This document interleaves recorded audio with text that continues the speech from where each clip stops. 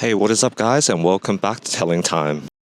Today is a really exciting day because I've been invited to the new Bremont headquarters out at Henley-on-Thames. So I'm heading there at the moment, and it's an absolutely beautiful day in London today. So I think we chose the right day for it. So yeah, I'll see what we get up to.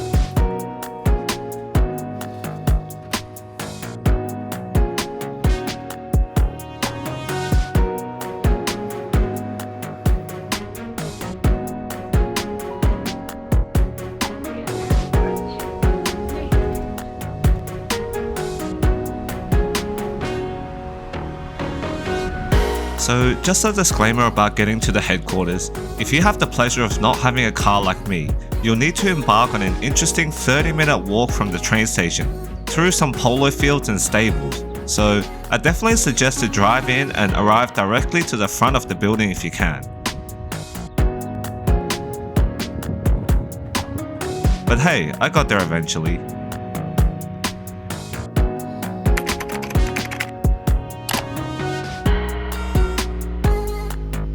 Looking from the outside of the building of Bremont's headquarters, aptly named The Wing, was pretty amazing as it had an airfield aesthetic.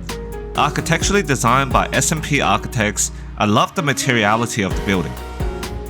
Stepping inside, I was greeted by this magnificent showroom and reception area that continued the airfield motif, and I really liked the display stands here looking like cargo crates.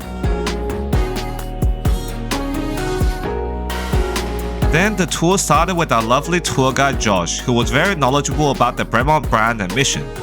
The first part of the tour delved a bit into the history of British watchmaking and explained Bremont's new mission to really be the home of British watchmaking. We then went to the assembly lab, and I was a bit limited to how much I could film here, but it was cool to see the pieces being assembled in the workshop.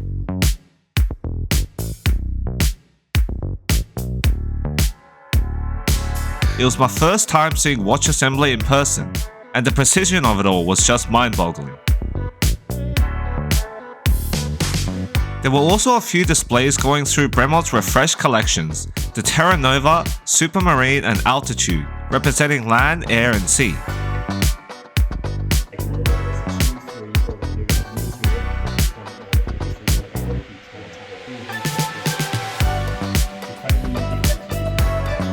And I also got to see some of the design process with working sketches and 3D printed prototypes. The insight to the design and production process was super cool and definitely interesting knowledge to have for a watch enthusiast like me. Then going to the second floor, we were shown the servicing and high horology development department, which focuses on developing high horology complications like this perpetual calendar model here. One interesting thing that Josh explained was that Bremont as a brand is still at a spot where they can afford to fund this kind of research and really respond to customer feedback with big developments and changes to their products, which is quite an exciting prospect for the brand, when you compare it to certain other luxury brands starting with R and ending in Olex, who release variation after variation.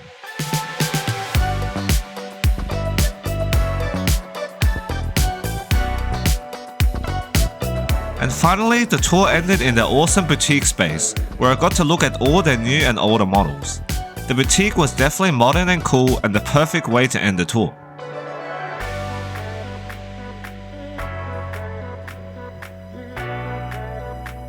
So onto the watches, and starting with the Terra Collection, they come in 38mm, 40mm and 42mm sizes. And prior to this, I didn't really take a liking to them, but for some reason on this day, I actually came around to the 38mm Terra Nova. It had a really nice tonneau case and Bremont's new H-link bracelet.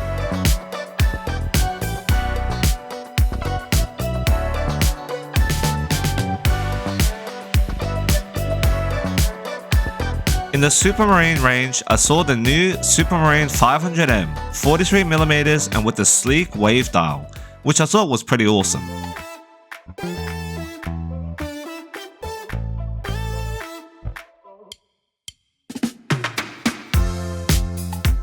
And in person, the Altitude Chronograph GMT was quite impressive, with its propeller seconds hand and boxed sapphire crystal. The only thing was that it was really hefty and heavy.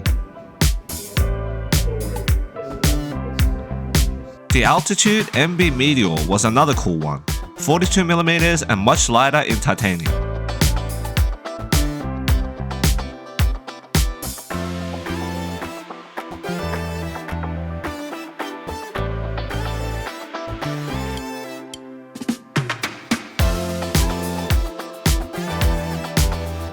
And finally, the Terra Nova dual-time tourbillon, which I wasn't too sold on the design, to be honest.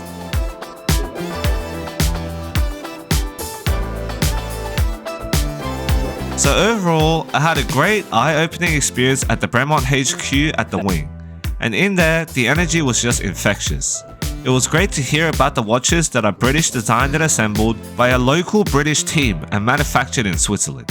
And although I personally think that Bremont watches are priced a bit on the higher side, I hope this tour could dispel the discourse that they're not luxury watchmakers. But let me know what you thought of the tour and the brand, and be sure to like and subscribe for more independent watch content. And as always, I'll see you again next time.